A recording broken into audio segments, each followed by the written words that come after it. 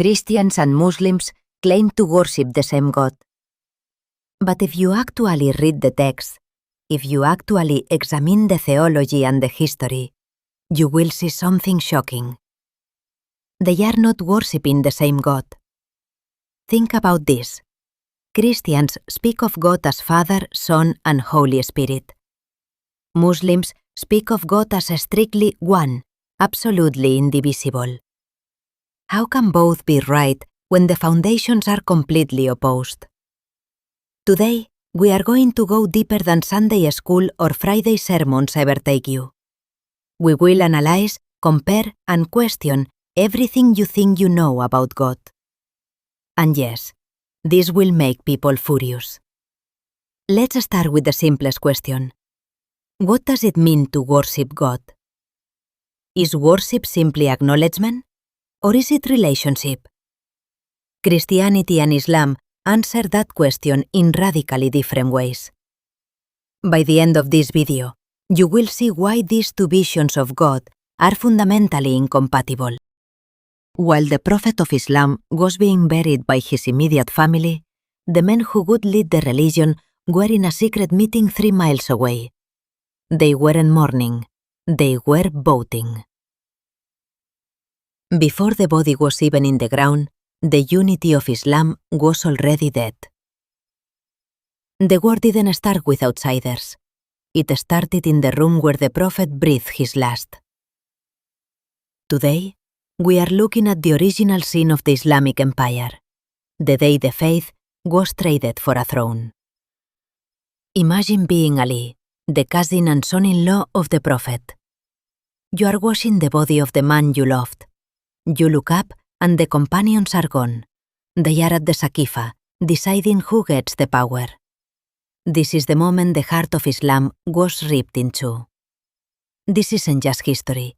It's a family tragedy that 2 billion people are still paying for today.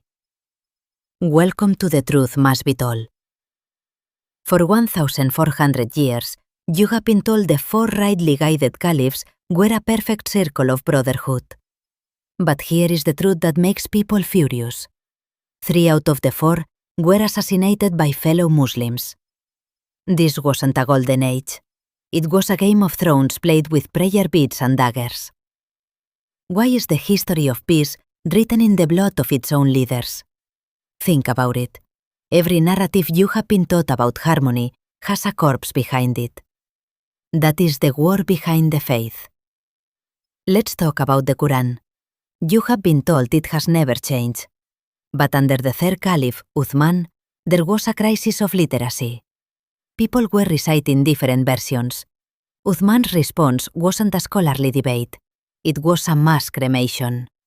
He burned every copy that didn't match his state-approved version. Think about the human cost of that. Imagine being a companion who had memorized the Prophet's words directly, only to be told by a politician that your memory was now a crime punishable by fire. What was lost in those flames? Was it just different pronunciations? Or verses that challenged the power of the new ruling class? Why does the Quran describe a city of lush greenery and trade when 7th century Mecca was a barren desert with no major trade routes on any Roman or Persian map? Modern archaeology is finding that the earliest mosques didn't point toward Mecca, they pointed toward Petra. If the center of the wall was moved, what else was moved? We are talking about a faith that may have had its GPS recalibrated by an empire that needed a new capital. Ask yourself, if the physical compass was changed, could the moral compass have been changed too? If you want to understand the furious part of this story, you have to look at the burning sands of Karbala. The grandson of the Prophet, Hussein, stood with 72 people against an army of thousands. Why? Because the Caliph of the time, Yazid, was a man historical records describe as a drunkard and a tyrant. This is the war behind the faith. It wasn't Islam versus the wall. It was the Prophet's family versus the Islamic State. When they cut off Hussein's head and paraded it through Damascus, they weren't just killing a man. They were killing the idea that right matters more than might. Every time a Muslim prays today, they are standing on the soil of that betrayal. Why does this 1,400-year-old murder still matter? Because it's profitable. Governments in the Middle East use the blood of Hussein and the order of the Sahaba to keep you in a state of perpetual war. They need you to hate the other so you don't look at the corruption of the self. You are being fed a diet of ancient grudges to keep you from asking, where did the money go? Who benefited? And why do we keep fighting the same war over and over again? We are told Islam spread through truth, but for the caliphates, truth was a secondary consent to taxation. The jizya tax on Christians and Jews was the backbone of the economy. The empire didn't want you to convert, they voted you to pay. If the world had converted to Islam in the 1st century, the empire would have collapsed overnight. Was the spread of Islam a religious mission, or the most successful franchise model in history? The truth must be told. Is Islam a message of liberation that was hijacked by an empire, or is the empire the only reason the message survived? If the real Islam was buried in the 7th century, are you brave enough to go dig it up? The truth must be told. Is Islam a message of liberation that was hijacked by an empire, or is the empire the only reason the message survived? If the real Islam was buried in the 7th century, are you brave enough to go dig it up? While the Prophet of Islam was being buried by his immediate family, the men who would lead the religion were in a secret meeting 3 miles away. They weren't mourning, they were voting.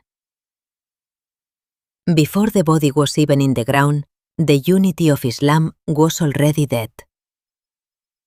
The war didn't start with outsiders. It started in the room where the Prophet breathed his last. Today, we are looking at the original sin of the Islamic Empire, the day the faith was traded for a throne. Imagine being Ali, the cousin and son-in-law of the Prophet. You are washing the body of the man you loved. You look up and the companions are gone. They are at the Saqifa, deciding who gets the power. This is the moment the heart of Islam was ripped in two. This isn't just history. It's a family tragedy that 2 billion people are still paying for today. Welcome to The Truth Must Be Told. For 1,400 years, you have been told the 4 rightly guided caliphs were a perfect circle of brotherhood. But here is the truth that makes people furious. 3 out of the 4 were assassinated by fellow Muslims. This wasn't a golden age. It was a Game of Thrones played with prayer beads and daggers. Why is the history of peace written in the blood of its own leaders? Think about it. Every narrative you have been taught about harmony has a corpse behind it. That is the war behind the faith. Let's talk about the Quran. You have been told it has never changed. But under the 3rd Caliph, Uthman, there was a crisis of literacy. People were reciting different versions. Uthman's response wasn't a scholarly debate. It was a mass cremation. He burned every copy that didn't match his state-approved version. Think about the human cost of that. Imagine being a companion who had memorized the Prophet's words directly, only to be told by a politician that your memory was now a crime punishable by fire. What was lost in those flames? Was it just different pronunciations, or verses that challenged the power of the new ruling class?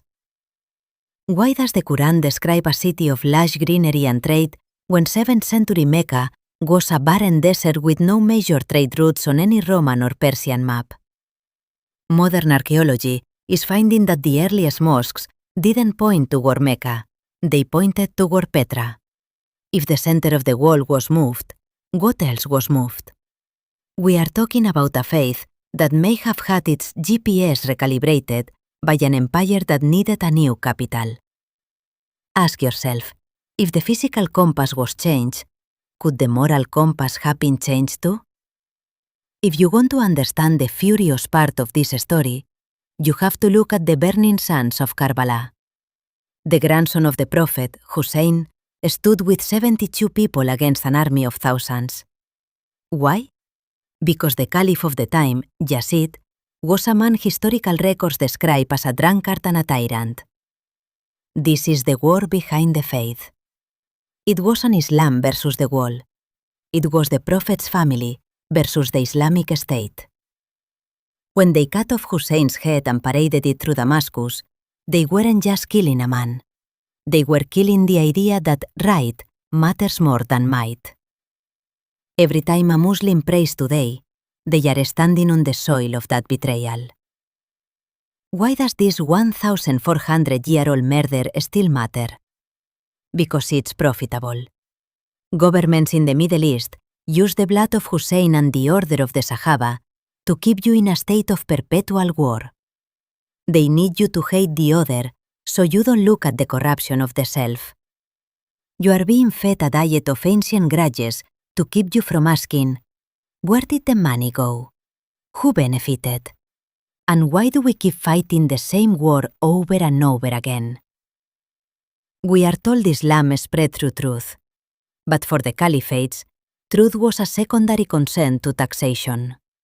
The jizya tax on Christians and Jews was the backbone of the economy. The empire didn't want you to convert, they voted you to pay. If the world had converted to Islam in the 1st century, the empire would have collapsed overnight. Was the spread of Islam a religious mission, or the most successful franchise model in history? The war behind the faith isn't over. It's happening in your heart. Every time you defend a politician because he shares your religion, you are siding with the people who burn the books. Every time you hate a fellow Muslim because they pray with their hands in a different position, you are fighting Yazid's war for him. The truth must be told. Is Islam a message of liberation that was hijacked by an empire? Or is the empire the only reason the message survived? If the real Islam was buried in the 7th century, are you brave enough to go dig it up? I know this video has made some of you furious. I know it's made you question things you were told were unquestionable. That is the point. I want you to drop your opinion in the comments. I don't care if you agree with me. I want the argument. Tell me, was the caliphate a blessing or a curse?